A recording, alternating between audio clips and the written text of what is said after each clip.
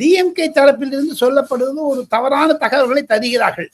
இப்ப ஜெகதீசன் அம்மையாருடைய நீதி விசாரணையும் தொடரும் என்று சொல்கிறார். சுப்ரீம் கோர்ட் அந்த மாதிரி சொல்லவே இல்லை. இப்போ ஒரு கேஸ் 2 பேர் எப்படிங்க விசாரிப்பாங்க? High court, supreme court.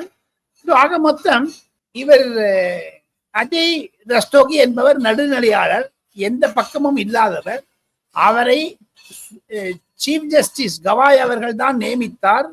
ஆக மொத்தம் கவாய் அவர்களுக்கு நம்பிக்கை இருக்கிறது இவர் மீது. அவரும் 2 சிபிஐ ஆபீசர் மூலமாகத்தான் விசாரணை செய்ய போகிறார்.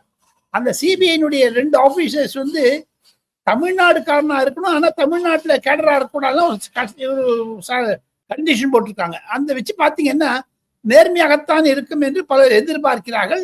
கண்டிப்பாக திமுகவினர் இதை எதிர்ப்பார்கள். காரணம், அவருக்கு ஒரு பெரிய ஷாட்டை அடி என்று கிடைத்தது திராவிட முன்னேற்ற கழக அரசாங்கத்தில்.